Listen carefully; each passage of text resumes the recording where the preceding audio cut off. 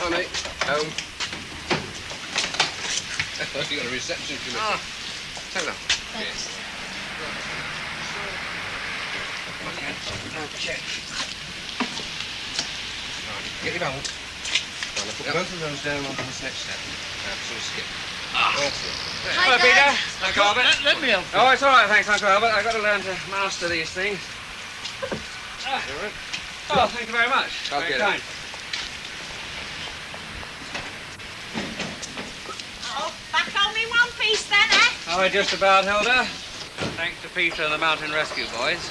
Oh, yeah. He was a little hero, was your Peter. Everybody says so. Hey, is it broke your leg, or just a sprain, or what? Torn ligaments. Painful, but not permanent. Or so they tell me. Oh, that's good.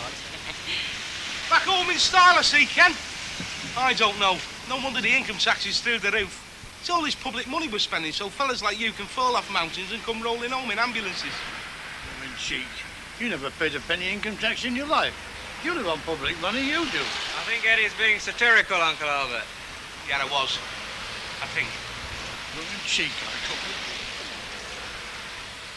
You know, you're not entitled to make remarks like that, Eddie Yates. You have to be hard-working and conscientious before you can go around making remarks like that. Only them what work are entitled.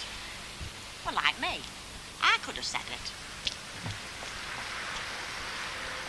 What about your Stan? He couldn't. Good morning, Mrs. Ogden. Morning, Mrs. Walker. Oh, it's lovely out. One of them good-to-be-alive mornings, isn't it? I particularly wanted it really this morning. I wanted to scrub the living room floor in readiness for the new carpet. Is that the carpet Eddie Yates is supposed to be getting you? The one with my initials woven into it? What do you think about that? Well, I don't want to be a wet blanket, Mrs. Walker, but I know Eddie Yates, and I think you're heading for a disappointment. And you give him some money too, didn't you? Really, Bet, I am a very good judge of character, and I am quietly confident. Do realise that you're 20 minutes late, Mrs. Ogden? Oh, yeah, well, I started off in good time, but I got held up. The wounded soldier coming home. Ken's not back, is he? Yeah, come just now in an ambulance. Well, I had to have a word, welcome him home, like. You do if you're a good neighbour, don't you? That's what being a good neighbour's all about. Doesn't take 20 minutes, Mrs. Ogden.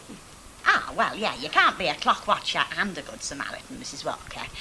Any road, I had a word and he's not broken nothing. He's just torn his lineaments. That's like his muscles. Oh, it sounds nasty, does that? Hope it never happens to Stan. It only happens when you exert yourself, Hilda, so Stan's in no danger. I wish everybody had stopped saying my Stan's lazy. What is he then? Well, it's just he believes in conserving his energy. He must have conserved enough to run a railway. Now, Mrs. Ogden, I want you to start in the living room. Oh, I generally do in here first, Mrs. Walker. In the living room, Mrs. Ogden. I want you to take up the carpet, scrub the floor. I don't want an expensive new carpet laid on a dirty floor. Well, if it's that carpet Eddie Yates is supposed to be getting you, I think I'm wasting my time and your money. Bet, I don't want her sidetracked from the living room today, dear, so I think we ought to arrange the cleaning in here ourselves. I've only got one pair of hands, Mrs. Walker. I can't do any more than I'm doing now. Bet, a job shared is a job halved. I intend to pull my weight. Why don't you get Betty back? I've asked her more than once, dear. I cannot keep running after her. Anybody in? Yeah, in here. I heard you were back. I thought I'd better just pop in and see the wounded hero. Oh, no, you got it wrong, Len. I'm wounded, but he's the hero. Dad! Yeah, that's what I heard. It's a good job you were down here from Scotland to look after him. And he's not fit to be left out on his own, you know. Yeah, we'd have never let him be Edmund Hillary if we'd have known. When was my dad Edmund Hillary? Oh, why didn't they tell you that? Oh, we let him get dressed up as Edmund Hillary. Conqueror of Everest in the Jubilee procession, you know. Then he goes and falls off a hillock in Derbyshire. Hey, I tell you what, next time your dad and your Uncle Albert go upstairs, I'd make sure they were roped together if I were you. Morning. Lovely day. I wouldn't know. When you work here, you never get to see sunlight. Morning, Annie. You wanted to see me about something? Yes, I did, and thank you for coming so promptly. Don't go, Bet, this concerns you. I've nowhere to go, Mrs. Walker. Alf, I'm going away next week, and Bev will be left here holding the fort on her own. Now, I was thinking, instead of the place being empty at night, who better to fill the breach than you? Oh. Me? Yes, I thought you might move in, sleep here, and simply be on the premises. Well, you've no family ties, have you? And they do say a change is as good as a rest. Well, I'm sorry, Annie, love, but it's not on. I mean, as it happens, I've got a lot of things to do next week. Even if I hadn't, I don't think I'd take it on. Oh, dear, and I was rather banking on you. You see, with Fred away, the place will be deserted unless I cancel my holiday. Well, I'm sorry, Annie. Anyway, it's a bit short notice, isn't it? I was so looking forward to it. Look, Mrs. Walker, I don't mind moving in here while you're away. It doesn't bother me being on my own at night. What bothers me is being on my own behind this bar. There'll just be me running an entire pub on my own. Oh, that's a bit rough. Well, you're not kidding. Honestly, Mrs. Walker, I do wish you'd ring the Labour Exchange and see what barmaids they've got. I don't like going through the Labour Exchange. One can easily get the wrong sort of person. They're only out of work, that's all that's wrong with them. Well, I'm sorry, but it's not a medium I care to use. I like to have personal knowledge of anyone I'm going to employ. Oh, well, I might be able to help you there. There's a lady lives near me, Mrs. Perks. Now, her daughter's a barmaid, and I think she's looking for work.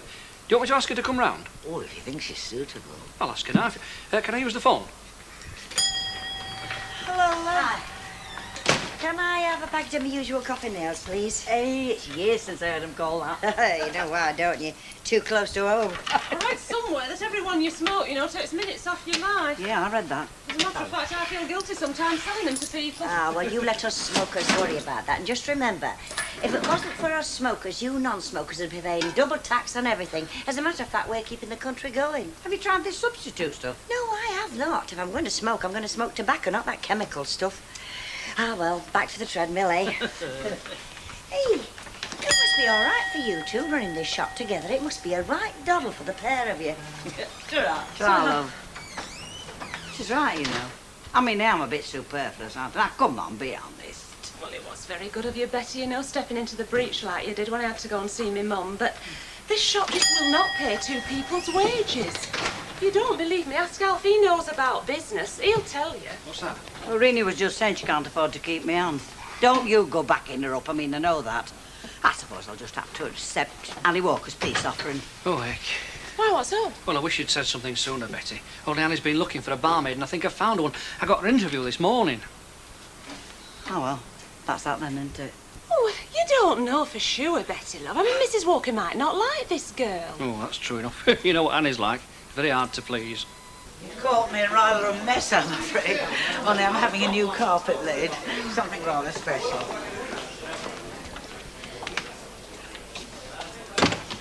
Now, I gather from Councillor Roberts that you're looking for work. That's right. I'm between jobs just now. You are experienced to help, aren't you? Everybody has to learn, I know, but I do need someone who knows the ropes. Oh, yes. I've worked in hotels and pubs for nearly 10 years. Some very good places. I was at Moorcock. Don't know if you know it. Very nice place, yes. Well, I was in cocktail bar there for 2 years. Worked at commercial in town. Round table have all the do's there. I see. I would need to see some references, of course. Oh, yes. I thought you would, so I brought them. Thank you.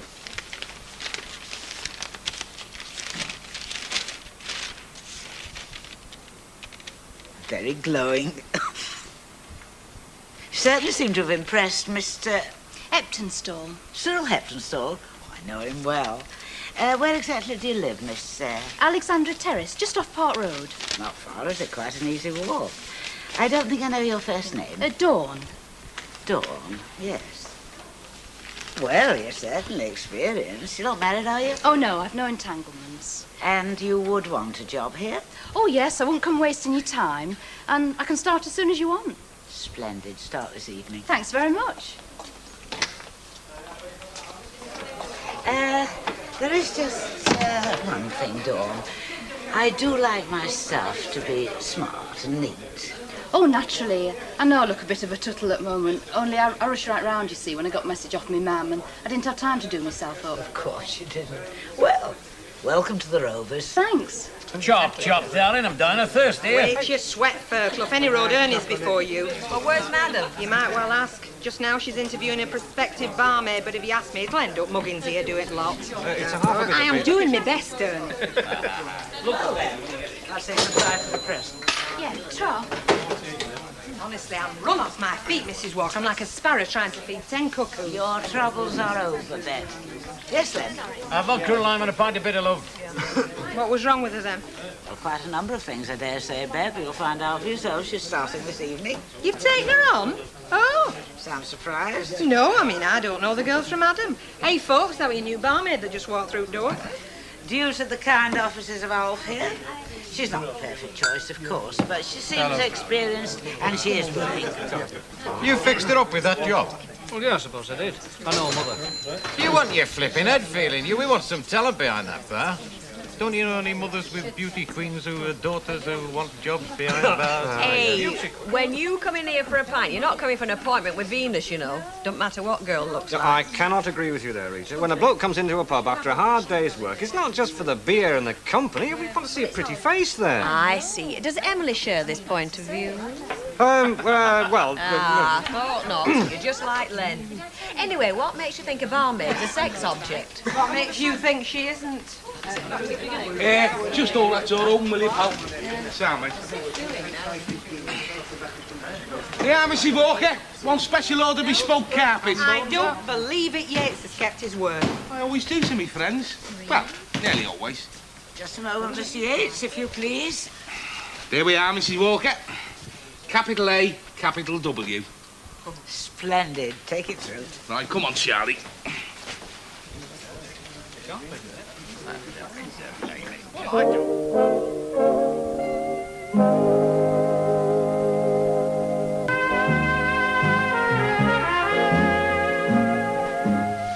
this where the Kenneth Barlow lives? Oh, why, who is it who wants him? I'm Jim Hinton, one of the mountain rescue team that got him off Kinder. Come on in, come on, mate. He's sitting on settee with his leg up. Hello again. Hello. Chap from Mountain Rescue Team here. Jim Hinton. I helped get you down off Kinder. Oh, hello, Mr. Hinton. I'm afraid I don't remember you. I wasn't taking much in at the time. Had to come into Manchester, so I thought I'd call in with your binoculars. We found them in the gully where you fell. Oh, well, thanks very much. I'd given those up for last, actually. You're not dashing off, are you? Take a seat. Uncle Albert, how about a cup of tea? OK. You know, you did a right good job with our Kennan, Peter. That's what we're there for, Mr. Tetlock's the name. I'll just put Kettle on. Well, I'm very pleased you dropped in, Mr. Hinton, because, well, I wanted to say thank you to you and to the team. I'm very grateful. It's very kind of you. Anyway, most of the credit goes to your lad here. He kept his head and didn't go running round in circles. Yes, I've been telling him he did a good job. Tell you what impressed me, Peter, the way you used your powers of observation. We could have been hours finding you, and he got some landmarks fixed in his mind. If he hadn't got you fairly quick, well... Yes, I realise that. You get colder and colder and eventually hypothermia. That's why it's important to use the proper clothing. Anyway, Peter, you did a real good job. Yeah, well, that runs in family, you know. We can look after ourselves when things get tough. He's an artist at laying, this lad. He can lay anything except hard-boiled eggs, can Charlie? It's a beautiful carpet, it really is. Not bad, is it? More than I hoped. Do you know, you could walk into any front room in the land and you wouldn't find another carpet like that. The Queen hasn't got one.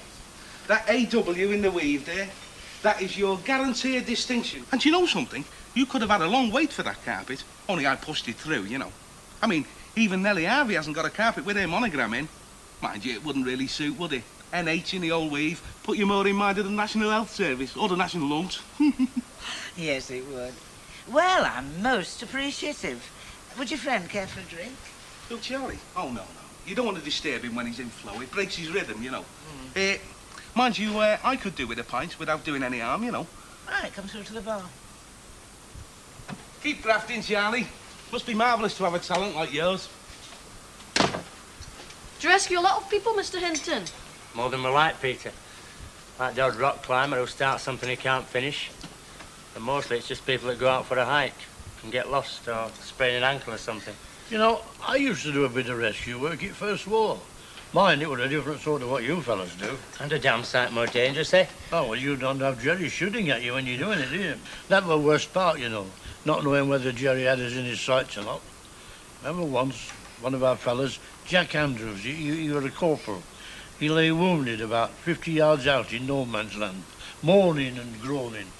And after dark, me and another fellow, we thought we'd sneak out and try and bring him in. Did you manage it? Oh, aye, we got him in all right. And he got sent home. That was the end of war for him. I used to see him every now and then. He lived round here, you know. Died not but a couple of years since. Every time I saw him limping about, it used to give me such a funny feeling. Bet it did. Hey, let's show Mr. Hinton your medals. Oh, I don't think Mr. Hinton will want to see love to. Would you? Hang on. They're here somewhere. Here they are. They're great, aren't they? Isn't this their men? Yeah, that's right. Didn't hand those out with the rations. What about young Peter here? He's going to get a medal of some sort, isn't he? Uncle Albert. I don't think so. Well, I'll tell you what, I could write a letter about him. You know, to Queen. Oh, no, look, you're not going to write any letters to anybody. You won't let him, Dad, will you?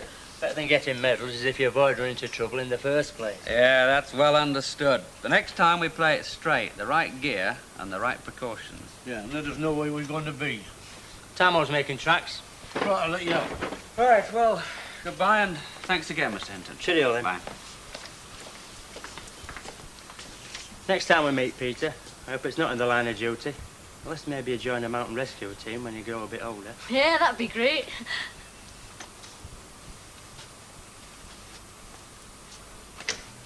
You wanted me, Mrs. Walker? Have you wiped your feet? There's a mat outside. Oh, yeah, they wasn't dirty, but I wiped them anyway. Oh, I say. Is this it, then? The carpet, yes.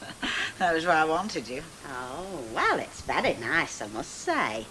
Not quite what I'd have chose myself, I don't think. I'm more for my pastel shades, you know, but, well, it is very nice, yeah. Now, Mrs. Ogden, I want you to listen very carefully to my instructions for cleaning it. Well, I know how to clean a carpet, Mrs. Walker. Other people have got them, you know. I've got one at home. This is not any carpet, Mrs. Ogden. In the first place, on no account, use a vacuum cleaner until I give you the word.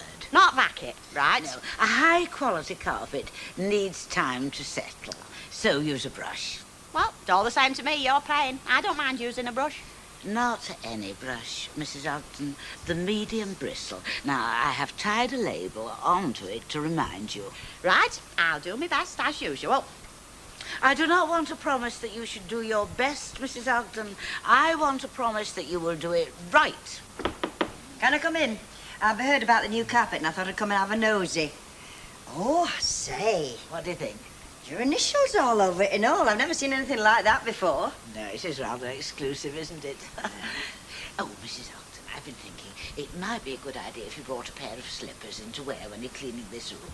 Slippers? Oh, now, that's special clothing, isn't it? I mean, by rights, if it's special or protective clothing, you ought to provide it. We will discuss it, Mrs. Ogden. Yes, it's very grand indeed. A bit too grand for me, I think. Yeah. There's a little snag and all, isn't there, as far as you're concerned? What's that, Hilda? Well, a monogram carpet wouldn't be much use to you, would it? You change your name too often. Another remark like that, Hilda, and Mrs. Walker will have blood all over a new carpet. Now, ladies. It's very nice, Mrs. Walker. Very nice indeed. Didn't like that, did you? Here, Mrs. Walker. Just come to check the lane's taken properly. Only you get what we call shift in the trade, you know, but not when a proper job's been done. No. Oh, yes. Yes, beautiful. I take it you are happy, Mrs. Walker? I'm very well satisfied. Then perhaps we could talk about the sum outstanding. Only I've got certain disembursements to make, you know, where Charlie who did the fitting and so on and so forth. Yes, of course. Give me a cheque for the balance. £71, isn't it? Cash would be favourite, Mrs. Walker. Oh. Oh. Well, I believe I can find it. Great. Happy customer and a happy supplier. How long have you to sit with your leg up? Did they tell you? Yeah, 3 or 4 days, and then back to work. These permitting. I suppose you'll want a cup of tea. He makes that sound more like a threat than an invitation. No, but brew up for visitors all day today. I brewed tea once, I brewed it 10 times. Well, why won't you let Peter do it? Because he uses too much tea. Well, you needn't brew up for me. I've heard you use your tea leaves twice over. Yeah, well, we're using tea bags today. Ah, but how often? That's what I'd like to know. Dad, is it all right if I go across to the youth club disco? Yeah, sure. But you don't know any of the kids over there, do you? I'll come over and introduce you to one or two. Oh, yeah, I'll see him across. I can go myself. I won't show you up. I didn't mean that. You go by yourself then, Peter. You all right for money? Yeah. Right. Well, do you mind if I walk down the road with you, young man? I'm going your way. No, right. Hey, and you take care of that leg. And get this old miser to empty that teapot more often. I know what I would like to empty it. Oh, see you. Bye. Heck, he's growing up at a relic, you know. Yes, I was just thinking the same thing. He's not a little lad any longer. You know, when you ever set eyes on him for a few months, it gives you quite a shock to see how much he's grown. I shall miss him when he goes back to his gran, and I know you will, Uncle Albert. I've been thinking about asking you to move back here. Well, for good, do you mean? Yes. What do you think? Well, I'm all for it, but what about him? Do you think he'll want to? Well, I won't know till I ask him, will I? But I'm not going to make him. I'm going to leave the decision up to him. What time did you tell her to be here, Mrs. Walker? I mean, it's gone 7, and we're running around like scolded hamsters. Just at the evening session. Well, don't tell me she don't know what time licensing hours are around here. If you ask me, Mrs. Walker, going off for looks and everything, you've picked a right dub there. Unfortunately, I have to put up with the stuff I can get, which is not necessarily the stuff I would like. Ouch. And Leonard, what are you having? I'm buying. You've been robbing a bank?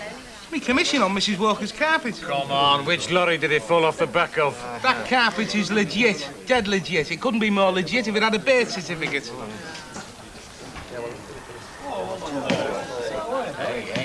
Hey. The view has improved all of a sudden. Evening, Mrs. Walker. Is it Miss Blair? Reporting for duty. I'd hardly have recognised you. Where shall I put my coat? In here, in the hall. Right. Is that the new barmaid? The one that was here at lunchtime? Can't be. Bet? Of course it's her. Well, I didn't know she looked like that. Evening, gentlemen. Anyone want serving? Yes, love, I do. I'm Eddie Yates, a businessman round here, and I'm buying. And there'll be one for you. Oh, thanks. You know, I more or less got you this job. I know your mother. My name's Alf Roberts. What's your name, love? Dawn. Oh, that's very nice. Dawn, eh? I'll tell you what, Dawn, you can come creeping over my bedroom windowsill any time you want. I can see I'm going to have trouble with you lot. I'm glad to say.